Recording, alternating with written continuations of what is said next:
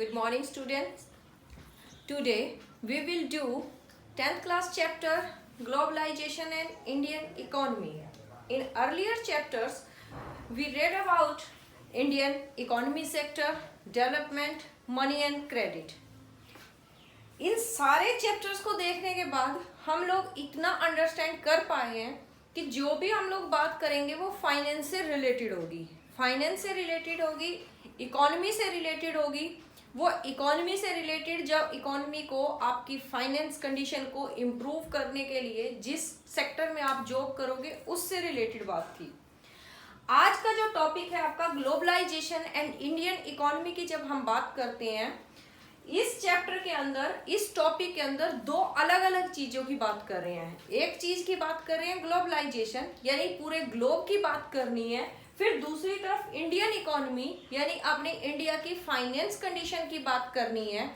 उस दोनों चीजों को क्या करना है, एक साथ मिक्स करना है, एक साथ ज्वाइंट करना है। वो कैसे करना है वो हम इस चैप्टर में देखेंगे। ग्लोबलाइजेशन, अगर सिंपल सी लैंग्वेज में हम बात करें, ग्लोबलाइजेशन क्या होता है? Globalisation movement of goods, movement of person, movement of technology from one place to another place, one country to another country, तब आप क्या बोलते हो? ग्लोबलाइजेशन। सिंपल वर्ड्स में तो ये बात होगी, जब भी आप किस चीज की बात करते हो, किसी एक चीज का one place to one country to another country movement करते हो, किसी एक पर्सन का, इंडिविजुअल का मूवमेंट करते हो, या फिर किसी एक टेक्नोलॉजी को दूसरी जगह लेके जाते हो, वो आपका सिंपल वर्ड में क्या होता है? ग्लोबलाइजेशन होता है। अगर दूसरे वर्ड्स में आप देखते हो, ग्लोबलाइजेशन को जब इंडियन इकोनॉमी के साथ या किसी भी कंट्री की इकोनॉमी के साथ बात करते हो, तब ग्लोबलाइजेशन क्या होता है? एक आपका इंटीग्रेशन होता है, integration between two countries, between many countries through foreign investment या फॉरेन ट्रेड। क्या होगा कि जब आप ग्लोबलाइजेशन की बात करते हो किसी कंट्री की इकोनॉमी को चेंज करने के लिए, तब आप ग्लोबलाइजेशन किस चीज को बोलते हो? ग्लोबलाइजेशन का मतलब क्या होगा कि आप किसी कंट्री में रिलेशन सेटअप कर रहे हो, कैसे? ट्रेड से, या फिर उसके साथ फॉरेन इन्वेस्टमेंट करके आप लोगों ने अपने रिलेशन सेट कर लिए। जब ग्लोबलाइजेशन की हम लोगों ने बात की, तो वो ग्लोबलाइजेशन इंडियन इकोनॉमी पे कैसा इंपैक्ट रखता है? वो ग्लोबलाइजेशन आया, पूरे वर्ल्ड की बात कर ली, पूरे वर्ल्ड की ट्रांसफॉर्म करने की बात की, और उस ट्रांसफॉर्मेशन ने, उस पूरी तरह से स्ट्रक्चर चेंज हुआ इकोनॉमी का, वो आपकी इंडिया की फाइनेंस कंडीशन को इम्प्रूव कर रहा है या डिक्रीज कर रहा है, उस चीज को देखने के लिए हम लोगों ने इंडियन इकोनॉमी ये चैप्टर स्टार्ट करेंगे। फिर यहाँ पर बात करते हैं इकोनॉमी की। जो बात की लास्ट चैप्टर में भी, मनी एंड क्रेडिट में भी हम लोगों ने ऐसा ही कुछ देखा था कि आप जब पैसा अर्न करते हो तो आप किस तरह के काम में इन्वॉल्व हो। वो प्राइमरी सेक्टर का है, सेकेंडरी सेक्टर का है, टर्सरी सेक्टर का है। फिर जब आपने काम कर लिया, वो काम किस तरह की ऑर्गेनाइजेशन के साथ आपने काम किया, वो आपकी ऑर्गेनाइज सेक्टर है या अनऑर्गेनाइज सेक्टर है। जब ये भी कर लिया, फिर आप उसके बाद देखते हो कि वो जो सेक्टर है उसके ऊपर हक किसका है, मालिकाना हक किसकी है, ऑनरशिप किसकी है, वो सरकारी है या प्राइवेट है। ये सारी चीजें हम लोगों ने देख ली थी लास्ट चैप्टर्स जितने भी थे। यहाँ पर भी हम इंडियन इकोनॉमी की बात करते हैं, इंडिया के पैसे की बात करते हैं, इंडिया की फाइनेंस कंडीशन की बात करते हैं। जब आपका ग्लोबलाइजेशन आया तो वो इंडिया की इकोनॉमी को कैसे कैसे चेंज करेगा, वो बात हम लोगों ने करनी है। अब वो कैसे कि अगर हम बोलते हैं ग्लोबलाइजेशन आया यानी कि ट्रेड स्टार्ट किया, जो हम लोगों ने बोला है कि ट्रेड से, फॉरेन ट्रेड से या आपकी फॉरेन इन्वेस्टमेंट से क्या होगा? ग्लोबलाइजेशन होगा। तो हम फिर से बात करते हैं कि अगर हम आज बात करते हैं कि ग्लोबलाइजेशन है, तो ऐसा क्या पुराने टाइम में हम लोगों के पास पैसा नहीं था? क्या पुराने टाइम में हम लोग कुछ नहीं करते थे या कोई चीज सेल परचेज नहीं करते थे? और ये सारी चीजें की एक्टिविटी कहाँ होती है? एक मार्केट में होगी। कब पैसा आएगा? जब आप किसी चीज को बेच रहे हो, जब किसी चीज को परचेज कर रहे हो, तब क्या कर रहे हो आप? इकोनॉमी को फेरबदल उसका कर दिया। इकोनॉमी का फेरबदल कर दिया किस चीज से? मार्केट में गए, मार्केट में सेल परचेज के लिए गए। सेल परचेज किस चीज की? किसी एक प्रोडक्ट की। अब बात करते हैं किस टाइम की हम लोग बात कर रहे हैं। आज से 30 साल पहले की बात कर रही हूं मैं, बहुत पुरानी भी नहीं कर रही और आपकी आज की बात भी नहीं कर रही। तो मार्केट में गए, मार्केट में क्या गए? एक प्रोडक्ट के लिए गए। Nature of product in the market got transform over a period of time, मतलब जो आज प्रोडक्ट मैं मार्केट में लेने के लिए जाती हूँ उसकी नेचर चेंज हो गई है। नेचर चेंज कैसे होगी? आज से 20-30 साल पहले से आज वो उसका पूरी तरह से ट्रांसफॉर्म हो गया, चेंज हो गया। छोटा सा एग्जांपल लेते हैं, मैं अपनी पर्सनल लाइफ से एग्जांपल लूंगी इसका। जब मैं छोटी होती थी, अपने चाइल्डहुड में थी, तो मेरे को क्या देखने को मिलता था? टीवी के नाम पे सिर्फ ओनिडा और वीडियोकॉन, दो तरह के टीवी होते थे।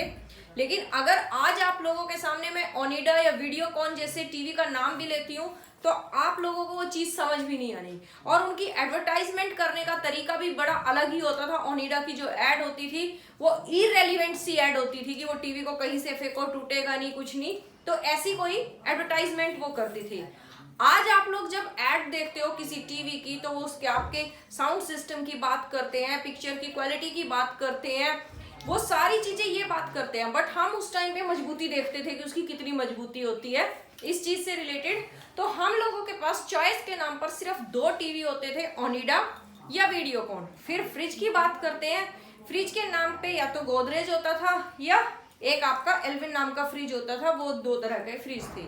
फिर कार की बात करते हैं तो कार के नाम पर भी हम लोगों के पास एम्बेसडर और फिएट जैसी चीजें देखने को हम लोगों को मिलती थी। सड़कों पे वही चीजें होती थी। अगर आज आप लोगों से बात करें तो फिएट और एम्बेसडर नाम से तो आप दूर दूर तक वाकिफ नहीं होंगे। प्लस आपके पास इतनी सारी कारों के नाम होंगे, इतने सारी कारों को आप देख लेते हो। जैसे कि अगर एक छोटी सी सिटी की बात, अगर मैं करनाल सिटी की बात करती हूँ तो मेरी करनाल सिटी में भी ऑलमोस्ट सारी कार के शोरूम मिलते हैं। क्यों? क्योंकि अब हम लोगों के पास वैरायटी है। क्यों आई वो वैरायटी? क्योंकि ग्लोबलाइजेशन आया। ग्लोबलाइजेशन से पहले क्या था? आपका जो प्रोडक्ट था मार्केट के अंदर वो आपके पास वैरायटी नहीं थी। अब जब आपका ग्लोबलाइजेशन आया तो ग्लोबलाइजेशन ने क्या किया? मल्टीपल चॉइस दे दी आपको, बहुत सारी वैरायटी दे दी। किसमें? एक प्रोडक्ट को खरीदने के लिए जाते हो तो बहुत सारे प्रोडक्ट आपके पास सामने आपके रखे होंगे। ये सारी चीजें किसने की? ग्लोबलाइजेशन। अब बात करते हैं कि अगर ग्लोबलाइजेशन की बात की तो ये फॉर्मूला आपका कब स्टार्ट हुआ? ये अपनी कंट्री में 1991 के बाद स्टार्ट होता है। 1991 में एलपीजी जैसी एक फॉर्मूला अपनी कंट्री में आया। एलपीजी फॉर्मूला लेके आए डॉक्टर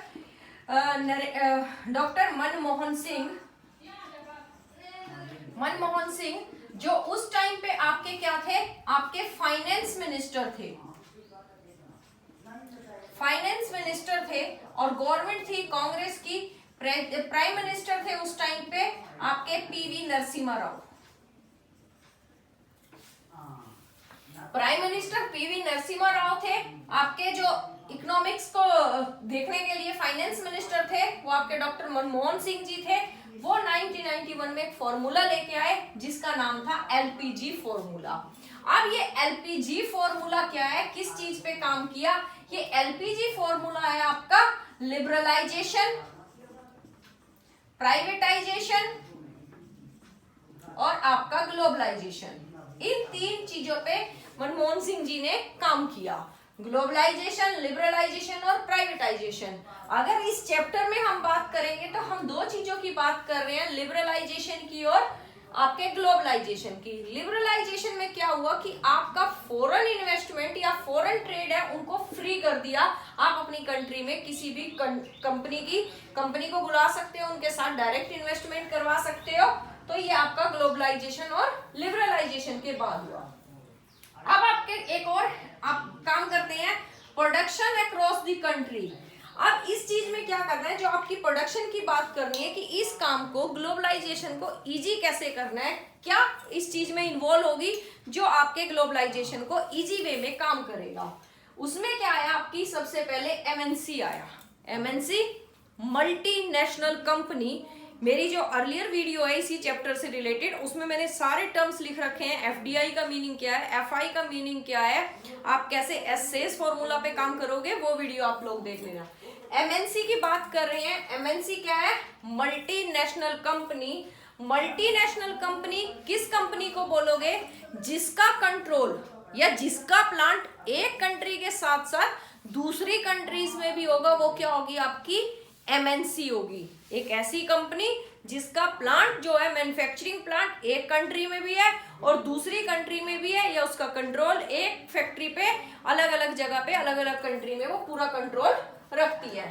अब बात फिर से क्वेश्चन राइज होता है, बिफोर कमिंग ऑफ एमएनसीज, आपकी एमएनसीज आने से पहले क्या कंडीशन थी? जैसे मैंने ऊपर बताया कि एमएनसीज आने से पहले क्या था, आपके पास जो प्रोडक्ट की वैरायटी नहीं थी, बहुत लिमिटेड सी वैरायटी थी, उस लिमिटेड सी वैरायटी के साथ आप काम करते थे। फिर यहाँ पर भी हम बात करते हैं, production was organised within a country. अब जो भी काम कर रहे हो, जो भी कोई प्रोडक्ट तैयार कर रहे हो, वो सिर्फ अपनी कंट्री में ही तैयार कर रहे हो। कहाँ तैयार कर रहे हैं? अपनी कंट्री में ही तैयार कर रहे हैं। जो भी प्रोडक्ट तैयार किया वो प्रोडक्शन हमने कहाँ किया? सिर्फ अपनी कंट्री में तैयार किया। बट हम लोग बात करते हैं कि ट्रेड का जो ट्रेंड है वो बहुत ओल्ड ट्रेंड है। ट्रेड का ट्रेंड बहुत ओल्ड है, चाहे वो सिल्क की बात कर लेते हैं, चाइना से सिल्क का ट्रेड होता था, या फिर इंडस सिविलाइजेशन के टाइम पे अगर हम हिस्ट्री देखते हैं, हमारा सुमेरियन लोगों के साथ ट्रेड था, इंडियन लोगों का, हड़प्पा सिविलाइजेशन के जो पीपल थे उन लोगों का, हड़प्पन लोगों का, आपका अफगानिस्तान से वो गोल्ड को या टीन को इंपोर्ट एक्सपोर्ट करते थे, उन लोगों ने ट्रेड का अगर देखते हैं वो तो बहुत पुराना कॉन्सेप्ट है, कोई नया कॉन्सेप्ट नहीं है। तो फिर हम लोग क्या बोलते हैं, यस ट्रेड होता था, वो ग्लोबलाइजेशन के पैटर्न पे नहीं होता था, बट वो ट्रेड कैसे होता था, कोई रॉ मटेरियल को हम क्या करते थे, एक्सपोर्ट या इंपोर्ट करते थे, उसके बाद फिनिशिंग गुड कहाँ था, वो हम अपनी कंट्री में ही तैयार करते थे। क्या एक्सपोर्ट इंपोर्ट करते थे? रॉ मटेरियल को एक्सपोर्ट इंपोर्ट करते थे, बट मैन्युफैक्चरिंग कहाँ करते थे? अपनी कंट्री में ही करके उसको तब यूज करते थे। अगर इसका एग्जाम्पल हम लोग ब्रिटिश टाइम से भी लें, ब्रिटिश टाइम में भी क्या करते थे, वो हमारी कंट्री से कॉटन को एक्सपोर्ट करते थे, कहाँ? आपके कंट्री इंग्लैंड में, अपनी कंट्री इंग्लैंड में, फिर वो मैनचेस्टर में क्या करते थे, वीविंग वगैरह करके फिर से डायरेक्ट फिनिशिंग गुड्स जो आता था वो इंडिया में फिर से आता था। ऐसा भी तो कर सकते थे, यहीं पर फैक्ट्री लगाते और यहीं पर स्टार्ट कर देते, बट नहीं, उस टाइम ट्रेंड क्या होता था कि आपको रॉ मटेरियल को ही आप करते थे, तब जाकर अपनी मैन्युफैक्चरिंग जो करोगे, प्रोडक्शन जो कर रहे हो वो अपनी कंट्री में ही करोगे। क्लियर? एमएनसी से पहले ये कंडीशन थी। अब हम बात करते हैं, जैसे ही एमएनसीज आई उसने क्या किया, आपकी चॉइस, वैरायटी ऑफ चॉइस आपके पास बहुत आ गई, प्लस उसने क्या किया, प्राइस को भी रिड्यूस कर दिया। क्या कर दिया? प्राइस को भी रिड्यूस कर दिया हर प्रोडक्ट के। अब कैसे? अगर आपके पास एक ही प्रोडक्ट मिल रहा है, आपको पूरी मार्केट में एक ही तरह का मार्कर मिल रहा है, आपके पास दूसरी कोई चॉइस नहीं है, मे बी इसका प्राइस क्या होगा, ज्यादा होगा। लेकिन अगर आपके पास डिफरेंट मार्कर होंगे तो क्या हो सकता है, चांसेस हो सकते हैं कि आपके पास सस्ती चॉइस भी मिलेगी आपको। क्लियर? क्या मिलेगी? सस्ती चॉइस भी आपको मिलेगी। तो वो काम कौन करेगा? जब आपके पास एमएनसीज होगी। एमएनसीज क्या कर रही है? किसी भी प्रोडक्ट की कॉस्ट को रिड्यूस कर रही है। अब बात करते हैं कि वो अपना लॉस क्यों करेगी। प्रोडक्शन जो कर रही है, एमएनसीज ने जो काम किया वो क्यों अपनी कॉस्ट को रिड्यूस कर रही है? उसके लिए उसने क्या काम किया, उसके पास चीप लेबर। ठीक है, एमएनसी सेटअप कहाँ होगी? जहां पर उसको क्या मिल रही है, चीप लेबर मिलेगी। अब इसका एक एग्जांपल लेते हैं, यूएसए के आईफोन का एग्जांपल ले लेते हैं। यूएसए का आईफोन जो है वो डिजाइन कर रहे हैं कहाँ, यूएस में। जॉब स्टीव्स ने उसको डिजाइन कहाँ किया, यूएस कंट्री में उसको पूरा तैयार कर दिया। जो भी है, जॉब स्टीव ही था मेरे ख्याल से, स्टीव जॉब्स जो भी था वो नहीं पता। तो यूएसए में आपके आईफोन की क्या हुई, डिजाइनिंग हुई। अब उसको डिजाइनिंग तैयार कर दी। अब आपके उस अमेरिकन कंपनी को, आईफोन कंपनी को क्या चाहिए था, जो उसके आईफोन को फटाफट से तैयार कर दे, बहुत जल्दी मैन्युफैक्चरिंग कर दे, बहुत अच्छा प्रोडक्ट तैयार कर दे उसकी। तो उसने क्या किया, चाइना के अंदर उसने उसकी मैन्युफैक्चरिंग तैयार करवा दी। चाइना के अंदर मैन्युफैक्चरिंग हुई तो आपके इंडिया के अंदर उसने क्या किया, कॉल सेंटर्स ओपन कर दिए। अब यहाँ बात कर रहे हैं कि जो गुड्स एंड सर्विसेज प्रोड्यूस की उसने ग्लोबल लेवल पे की। जितने भी आपके आईफोन्स हैं, अगर उसके पीछे आप देखते हो designed in California, made in China, ऐसा मेंशन होता है। तो आपका क्या किया, यूएस में डिजाइनिंग हुई, प्रोड्यूस कहाँ हुआ, चाइना में। काम कौन कर गया, आपके इंडिया का यूथ कर गया। इंडिया का यूथ कौन सा, जो पढ़ा लिखा यूथ है, स्किल्ड पर्सन है, जो अच्छी इंग्लिश बोलते हैं, उन लोगों ने आपके कॉल सेंटर पे काम किया। चाइना ने क्या किया, चीप मैन्युफैक्चरिंग कर ली, क्योंकि यहाँ पर एक आपका ह्यूज अमाउंट ऑफ पॉपुलेशन का, तो आपके पास एक चीप लेबर मिल जाती है। चीप लेबर मिली, उसने मैन्युफैक्चरिंग कर दी, जल्दी मैन्युफैक्चरिंग कर दी, और लोकेशन भी बेस्ट थी उसकी। फिर आपका क्या है, मैक्सिको, यूरोप, क्योंकि ग्लोबल लेवल पे आपकी गुड्स एंड सर्विसेज की हम बात करते हैं। अब यूरोप और मैक्सिको तक उस प्रोडक्ट को लेके जाना था, क्योंकि यहाँ पर क्या थी, आपकी मार्केट की क्लोजनेस थी। मार्केट यहाँ से पूरे वर्ल्ड तक करने के लिए उन लोगों को मिल गई। इंडिया की हम लोगों ने बात कर ली। अब ये सारा जो प्रोसेस था, इसने क्या किया, आपके प्रोसेस ने कॉस्ट को रिड्यूस कर दिया, क्योंकि चीप लेबर भी मिल गई, काम भी जल्दी हो रहा है, और उसने क्या कर दिया, आपके पास सब चीजें हैं, तो उसने क्या कर दिया, आपकी एमएनसीज के थ्रू किसी भी प्रोडक्ट की कॉस्ट रिड्यूस होगी। Interlinking product across the countries. अब जो वो प्रोडक्ट है जो उसने तैयार किया, उसको क्या करना है, पूरे वर्ल्ड तक उसको दे के आना है। अब पूरे वर्ल्ड तक कैसे पहुंचाएगा, MNCs invest depending on a various condition. अब आपकी जो एमएनसीज की सेटअप की बात कर रहे हैं, एमएनसी सेट कैसे हो रही है, एक तो वो फॉरेन इन्वेस्टमेंट करेंगी, फॉरेन इन्वेस्टमेंट कंट्री के अंदर अपना इन्वेस्ट करेंगी, तब जाके वो आपका क्या होगा, फॉरेन इन्वेस्टमेंट। पहले ही बता दिया, एफआई, एफडीआई, ये सारी चीजें हैं। अगर आप रिसेंटली लास्ट वीक तक की भी बात करते हैं, अभी अपनी कंट्री ने एफडीआई की जो गवर्नमेंट थी, गवर्नमेंट ने क्या किया, चेंज किया उस पॉलिसीज में। जब आपके कोविड-19 का ये टाइम पीरियड चला है, और आपकी चाइना की कंपनी ने क्या किया, एचडीएफसी की हाउसिंग में अपना 1.5% का शेयर उसने परचेज कर लिया है। जो आपकी पॉलिसीज हैं अब वो चेंज कर दी है। अब वो कैसे सेटअप करती है एमएनसीज, फर्स्ट नंबर पे क्या कर रही है, वो production jointly with local company. जब भी कोई एमएनसी आती है, वो एक लोकल कंपनी के साथ अपना कोलैबोरेशन करती है, अपनी लोकल कंपनी के साथ कोई डील करती है, जिसके बाद वो अपना प्रोडक्ट तैयार करना स्टार्ट कर देती है। अब उसने वो डील कैसे करती है, जैसे अगर हम एग्जांपल लेते हैं आपके फोर्ड कंपनी का, फोर्ड कंपनी का जो एग्जांपल लिया, उस फोर्ड कंपनी ने क्या किया, आपकी कंट्री की महिंद्रा एंड महिंद्रा कंपनी के साथ एक डील साइन की। डील साइन करने के बाद चेन्नई के अंदर उन्होंने क्या किया, एक प्लांट लगाया, और प्लांट में 1700 करोड़ रुपए का इन्वेस्टमेंट किया। तो वो क्या है, आपकी ज्वाइंट किया किसके साथ, आपकी महिंद्रा एंड महिंद्रा कंपनी के साथ। किसने, आपकी जो फोर्ड कंपनी है उसने। सेकंड नंबर पे एमएनसीज क्या कर रही है, किसी एक लोकल कंपनी को ही परचेज कर लेंगी, लोकल कंपनी को पूरी तरह से खरीद के फिर से वो काम करना स्टार्ट कर देती है। थर्ड नंबर पे एमएनसीज क्या कर रही है, लोकल कंपनीज को प्रोडक्ट तैयार करने के लिए बोल देगी।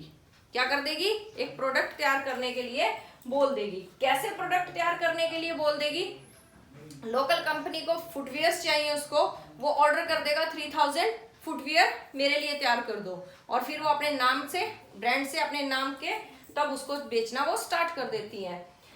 अब बात करते हैं कि इनको फायदा क्या हो रहा है, एमएनसीज किसी कंपनी के साथ डील कर रही है, या लोकल कंपनी को परचेज कर रही है, या फिर किसी से अपना प्रोडक्ट तैयार कर रही है। इनका बेनिफिट क्या है, अगर कोई एमएनसी सेट करेगी, अपना कोई प्लांट लगाएगी किसी कंट्री में, अगर हम एग्जांपल इंडिया का ही लेते हैं, पहले वो क्या करेगी, लोकेशन सर्च करेगी, लोकेशन के बाद फिर वो उसके ऊपर क्या कर रही है, फैक्ट्री की साइट देख के उसके ऊपर फैक्ट्री बनाना स्टार्ट करेगी। तो इस सारे प्रोसेस में फिर वो फैक्ट्रीज के अंदर लेबर भी चाहिए, उसको लेबर को अपॉइंट करना है, प्लस मशीन्स डालनी है, सब चीजों में उसको बहुत टाइम लगेगा।